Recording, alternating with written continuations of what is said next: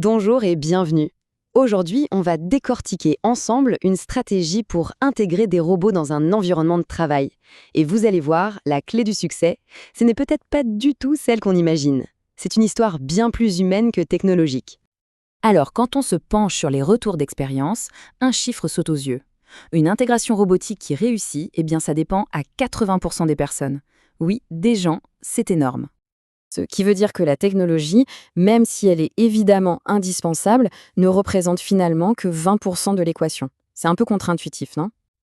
Ok, alors voilà notre feuille de route. On va d'abord regarder ce qui se cache vraiment derrière ces projets. Ensuite, on va s'attaquer aux 5 grandes peurs qu'ils génèrent. Puis, on déroulera la stratégie en 4 phases. On verra comment créer des champions en interne et on terminera par redéfinir ce que veut vraiment dire réussir. C'est parti. Donc, premier point essentiel, le succès, ce n'est pas juste que les gens acceptent le robot, c'est qu'ils y adhèrent complètement. Et pour ça, il y a 4 leviers humains absolument fondamentaux à activer. Et les voilà, ces 4 piliers. D'abord, le sens. Il faut que tout le monde comprenne le pourquoi du projet. Ensuite, la sécurité. Et on parle autant de la sécurité physique que de celle de l'emploi. Puis, la capacité. S'assurer que chacun se sente capable grâce à la formation et au soutien. Et enfin, la fierté. La reconnaissance du travail accompli et des perspectives d'évolution. Mais avant de pouvoir construire tout ça, il faut faire face à une réalité, le changement fait peur. Pour que l'adhésion prenne, il est crucial de comprendre et de désamorcer les résistances. Et ça passe par l'identification de 5 peurs fondamentales. La première, c'est la plus évidente, la plus viscérale et franchement la plus logique, la peur de se faire remplacer par la machine. Et face à ça, les belles paroles ne suffisent pas. La réponse doit être concrète. Un engagement écrit, noir sur blanc, 0 licenciement lié à ce projet. Il faut aussi montrer qu'on a besoin de monde en affichant les postes à pourvoir et surtout proposer un futur, un vrai parcours pour devenir pilote de robot. Bref, on ne remplace pas, on fait évoluer. La deuxième grande crainte, c'est le syndrome de l'imposteur technologique. La peur de ne pas être à la hauteur, de ne pas avoir les compétences pour piloter ces nouvelles machines. Là encore, la stratégie, c'est de rendre les choses concrètes et accessibles. On fait des démos, on touche la machine, on montre que l'interface est simple, on propose des formations courtes, en petites bouchées, et surtout, on ne lâche personne dans la nature après le lancement. On met en place un accompagnement de proximité pendant plusieurs semaines. Troisième peur, très actuelle, celle de Big Brother. Le sentiment que le robot est là pour nous fliquer, pour mesurer notre performance, à la seconde près. Et là, le message doit être martelé. On mesure le processus, pas la personne. Ce qui nous intéresse, c'est de savoir combien de temps prend un cycle, pourquoi la machine s'arrête, où sont les défauts, tout ça pour améliorer le système et les conditions de travail. Jamais pour pointer quelqu'un du doigt.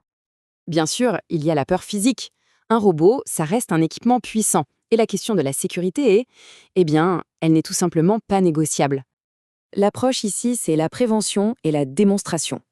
On montre concrètement les boutons d'arrêt d'urgence, on explique le zonage, on forme sur les équipements de protection. On fait même des simulations d'incidents pour que les réflexes soient là.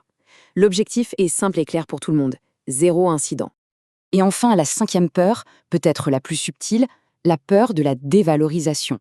Se dire que toutes ces années d'expérience, ce savoir-faire accumulé, tout ça ne vaudra plus rien face à la machine.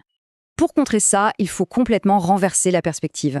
On organise des ateliers où ce sont les opérateurs qui, grâce à leur expertise, aident à concevoir le fonctionnement du robot. On crée de nouveaux rôles, comme référents robots, qui sont valorisés. On reconnaît publiquement leurs contributions. Le message est clair, le robot n'est rien sans leur intelligence métier. Bon, maintenant qu'on a bien identifié ces peurs, on peut dérouler la stratégie pour les adresser pas à pas. C'est une feuille de route en 4 grandes phases, conçue pour construire la confiance étape par étape. C'est un parcours très logique. Phase 1, on annonce, on explique le pourquoi, on rassure. Phase 2, on implique, on fait participer les équipes à la conception et au choix. Phase 3, on forme, on donne les outils pour que tout le monde se sente confiant. Et phase 4, crucial, on célèbre les succès petits et grands. Et s'il y a un moment clé, un vrai point de bascule, c'est bien cette phase d'implication. Le message change du tout au tout. On ne dit plus « voici le nouvel outil », mais « c'est vous, les experts du terrain, on a besoin de vous pour nous aider à choisir et à configurer la meilleure solution ». Ça change absolument tout. Pour que le changement s'ancre vraiment dans la durée, la stratégie va encore plus loin. L'idée, c'est de ne pas s'arrêter au lancement, mais de créer une véritable culture de l'amélioration continue portée par des ambassadeurs internes.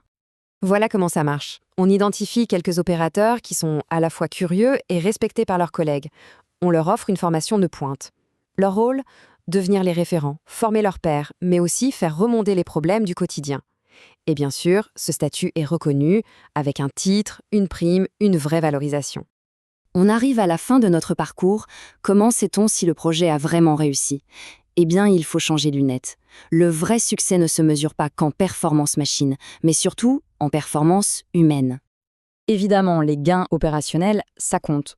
On veut que les temps de cycle baissent, que la qualité augmente, que l'efficacité globale soit meilleure. Ces indicateurs sont suivis de très près, c'est la base pour l'entreprise. Mais ce que la source nous dit, et c'est fondamental, c'est que la vraie victoire, elle se lie ici, dans l'augmentation de la satisfaction des opérateurs, dans le niveau de confiance qu'ils déclarent, dans leur taux de participation volontaire aux ateliers. Ces indicateurs humains doivent être mesurés avec la même rigueur que les indicateurs de production. Et ça nous laisse sur cette question finale. Et si, au fond, la plus grande innovation n'était pas la technologie elle-même, mais plutôt la transformation humaine qu'elle a rendue possible? La vraie révolution, c'est peut-être d'avoir réussi à faire grandir les gens, en même temps que la technologie. Voilà qui donne à réfléchir.